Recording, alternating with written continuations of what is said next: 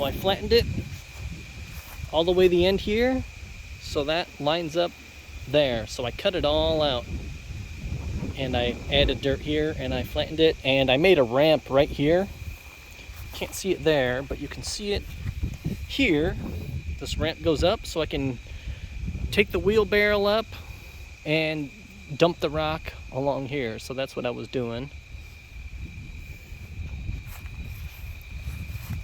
And I have a little gap that formed here because I was tamping here. So you got to be careful not to tamp here too much. Right when you see a gap forming, I would stop tamping there. I think these gaps, I think this might be a problem. I mean, not a problem with the integrity of the build, but I think I think it's kind of unsightly. I don't think if I was ever to build another retaining wall somewhere else or for somebody else, I don't think I would use these blocks, just because what they require for the corners is every corner has a cut, and it's just a pain in the butt. Okay, now I set up another string line. You can see it here. That's going to line up with that.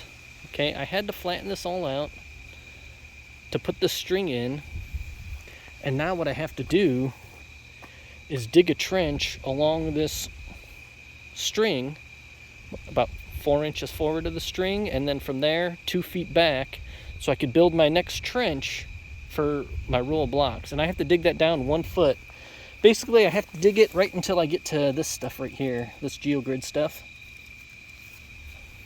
And that's where I know where to stop digging, and that should get me perfectly level. I hope it's not too bad. I hope I don't hit it too much and mess with stuff. So that's what I've been working on the past couple days. And then I added just this here, the top blocks, just so I know where to put the dirt. And then I have a step down here, and then added blocks, and I did not cut anything. And then I just used some scrap pieces to fill this gap. I'm going to eventually go through and gap everything accordingly, or cut everything, but I just want to get the main stuff done before I work on all the fancy details. I just dug my trench. You can see here, and here's my string line. You can see the string line here. So I dug that 1 foot deep, which is 2 blocks down, and I already compacted it, and now I have to put my gravel in, and then I have to line up my block, my first layer of blocks, at the same exact height as this height right here. I put in the gravel, the geotextile, and the blocks. Now you can see where it counts. See how I was trying to explain earlier, if you didn't understand what I'm saying. This comes in, this wall is going to come into this wall at a acute angle here. I made sure to line up all the backs of these blocks, and since I was doing a lot of cutting, I used just pieces of blocks, because these are going to be, you know, too deep. So there's going to be another block on top of those, another block here, so they're going to be under dirt quite a bit. So I figured, I don't know if you really can or not, you know, but since I have to use, like, you know, broken up blocks here at the end, I don't think it hurts to use broken up blocks there where it's going to be deep. You know, you save a couple blocks. It is kind of a pain leveling those. And then at the end here, I ran out of room, so I just used some more broken blocks. And then the next one, I'm going to be using some corner pieces there. Okay. The next step is going to be filling the centers with gravel, and then folding this down. I'm going to fold this down and put dirt on top of here, just to help prevent a little less dirt from going into the gravel. You know, I'm not going to prevent all of it, but it's going to slow the rate of infiltration, okay? And I'll do that on both sides. And then the fronts will be filled with gravel, and this is going to be piled up with dirt. Anyways, yeah, I'll tell you more later. And then this is all going to be gravel here, but I'll show you when I'm done with that step. Here's where we're at now. I went ahead and buried the front part of the pipe, and I put a bunch of geogrid down. Piece goes this way, and then the rest go this way, and I cut this one diagonal. I placed all these blocks here to hold it flat. It likes to roll up a little bit.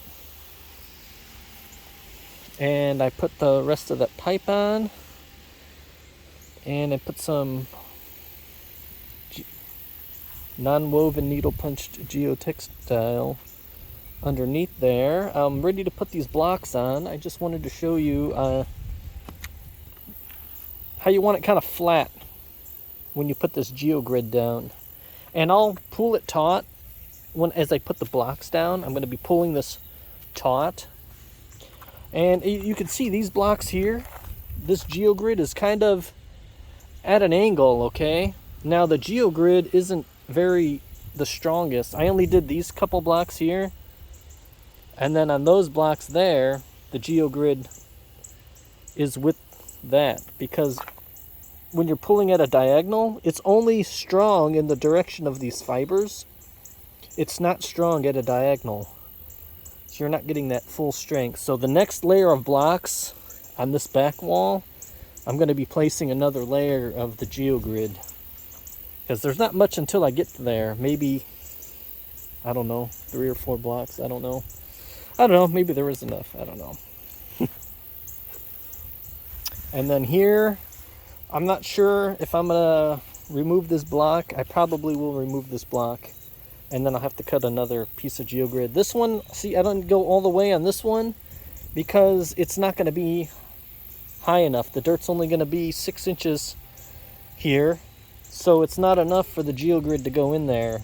So I just used an extra piece that I had laying around, so the blocks sit level with these blocks here, or else it'll get kind of wonky. So you just cut some pieces. You could use them as like a shim too. You could use the geogrid as kind of like a shim. While I'm lifting all these blocks into place, I think now would be a good time to talk about the sheer amount of materials and weight that I moved during this build, just to let you know what you're in for if you decide to undertake a project like this. So each of these blocks, I got my calculator ready here, each of these blocks weigh 55 pounds, and I had roughly 417 blocks.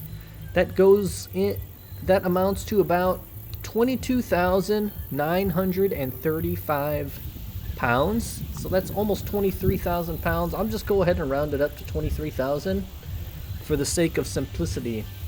Now I also moved about 28,000 pounds of gravel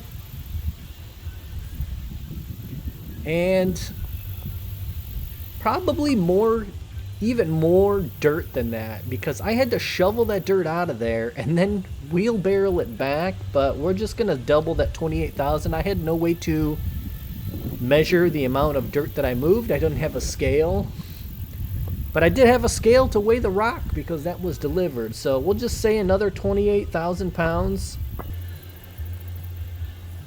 of dirt with the gravel. So that comes out to 79,000 pounds.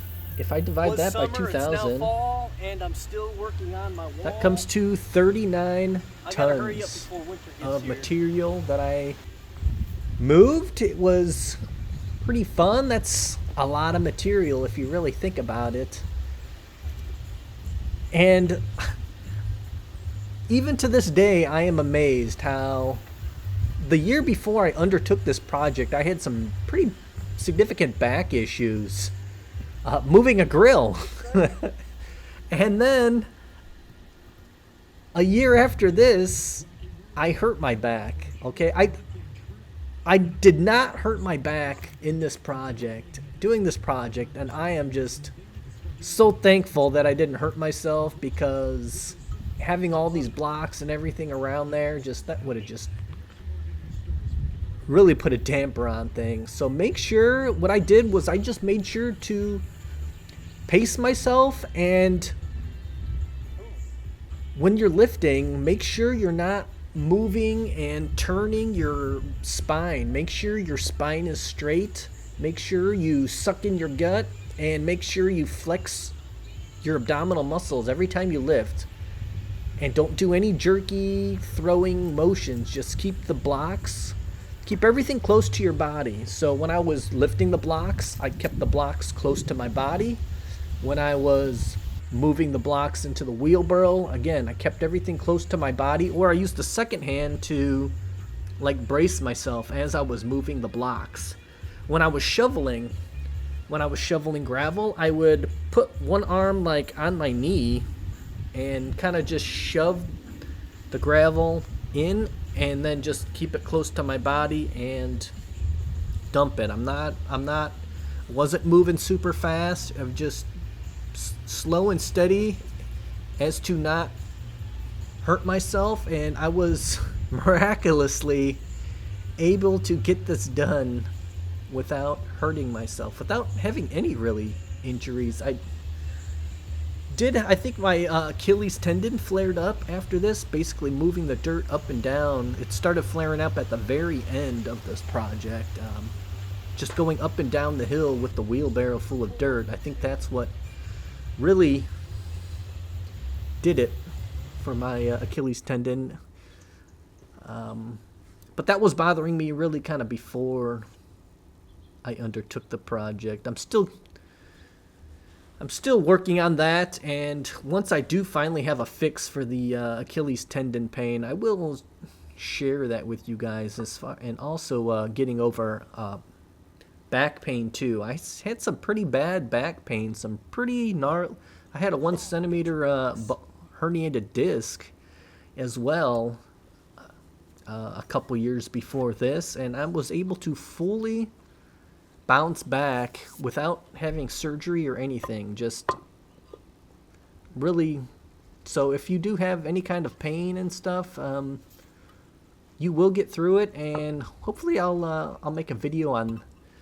I do plan on making some videos on that stuff later once I post all these projects that I did go through. If you have any questions, definitely let me know in the comments below, and I can help answer any questions you have on building this wall. Just about done with the wall, and figures the last block I have is this just awkward shape, and it's right there, right kind of where a crack is. So I need to cut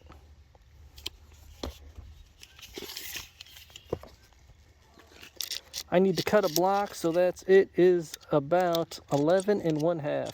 Look from end to end there. How do we get 11 1/2 inches? Well, we'll measure here and we'll get 4 inches.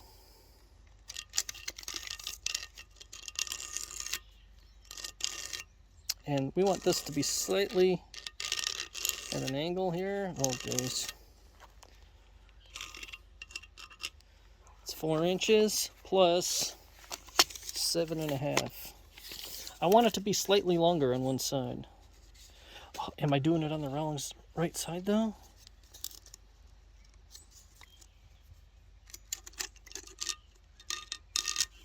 Somewhere around here. So that's going to be, on the left side it's going to be bigger. Hold on. And that piece fit pretty good in there. I have just about everything done. I just need the top layer of blocks, and then the wall portion is done. So we'll go through that. If this video helped you, please help me by liking and subscribing. And in the next video, we're going to go through laying down the retaining wall caps and also cutting those to size. Hope to see you in the next video. Thank you.